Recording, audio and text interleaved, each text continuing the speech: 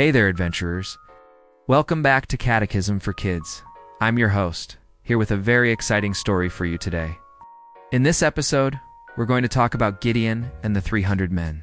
Damn, and I have to tell you, it's one of my favorite stories because I love underdogs, and this is definitely an underdog story. It's found in the book of Judges, chapters 6 through 8. Now, before we jump into the story, make sure to hit that like button if you want to see more videos like this. Also, stick around until the end to hear a powerful message from this story that will remind you that God is with you always. Okay, let's get into the story. Gideon lived during a hard time. People of Israel were being attacked by a group called the Midianites. These enemies would come and take their food and animals. The people were afraid. They had no peace. Gideon was not a soldier. He was just a man working on his father's land. He was hiding in a wine press trying to thresh wheat so no one would steal it. He did not seem strong or brave. While he was working, an angel came and spoke to him. The angel called him a mighty warrior and said that God had chosen him to save Israel. Gideon was surprised. He asked, "Why has all this trouble happened?" He did not feel strong. Gideon said he was from a weak family. He did not believe he was the right person for such a big job. The angel told him that God would be with him. This moment was the start of Gideon's journey. He would learn to trust God. He would see that even a simple man could be a leader when he followed the Lord. Gideon wanted to be sure. He was not quick to jump in. He asked for a sign that the angel was really sent by God. He brought meat and bread as an offering. The angel touched it with a stick and fire came up and burned it. Then the angel disappeared. This scared Gideon. He realized he had seen a messenger from God, but God told him not to be afraid. Gideon built an altar and named it "The Lord is Peace."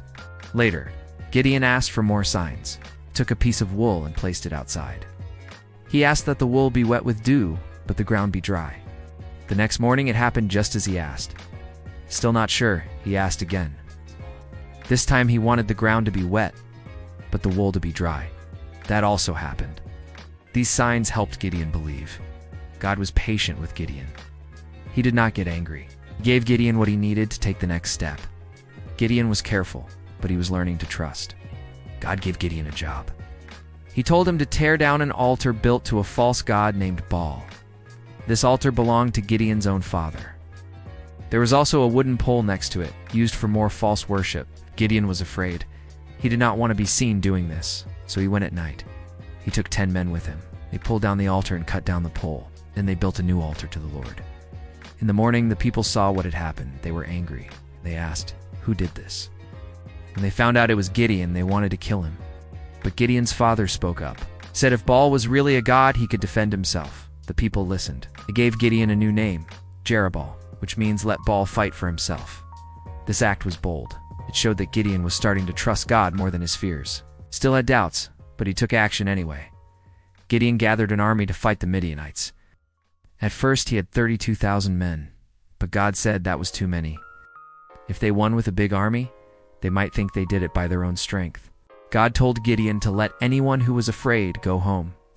Many left. Then God gave another test. He told Gideon to watch how the men drank water from a river. Only those who drank in a certain way were chosen.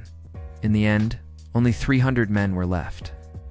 This was a very small group to fight a huge army, but Gideon obeyed. He trusted God's plan, even though it did not make sense. At night, Gideon gave each man a trumpet, a jar, and a torch. They went to the enemy camp and surrounded it.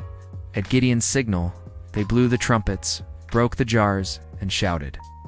The light from the torches scared the Midianites. The enemy became confused. They ran and even fought each other. Israel won the battle without swords. God had saved them with a small group and a strange plan. After the victory, the people wanted Gideon to be their king. But he said no. He told them that God was their true ruler. Gideon did not take a crown or a throne. Still, he did collect gold from the people. He used it to make a special vest called an ephod. It was meant to be a sign of thanks.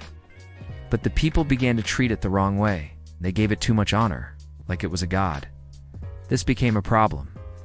Even though Gideon had done great things, this one act led the people into trouble. It shows that even leaders can make mistakes.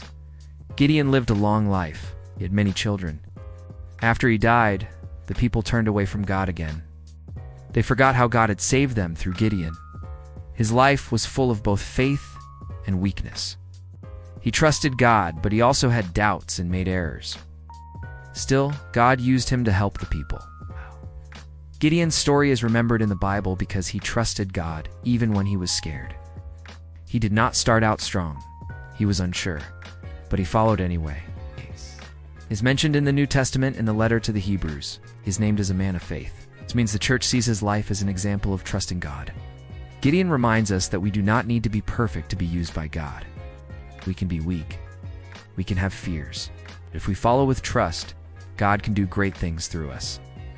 Gideon's life teaches us that saying yes to God, even in small ways, can lead to great things. He shows that God does not always pick the strongest, but the willing. Gideon is regarded as a saint by the Eastern Orthodox Church and Catholic Church. He is also commemorated, together with the other righteous figures of the Old Testament, on the Sunday before Christmas or fourth Sunday of Advent. He is commemorated as one of the saints of the Armenian Apostolic Church on July 30th, and in the Roman Martyrology on September 26th. Now, this story has some amazing lessons for us today. Firstly, God can use the weak. Gideon was not brave at first. He was hiding when God called him. He asked for signs because he was not sure. He was scared to do what God told him, but God still chose him. That shows us something important. God does not only use strong or loud people, he also uses those who are unsure. Many people feel like they are not good enough. They think they have to be perfect to do something for God. Gideon reminds us that we can be weak, and God can still work through us.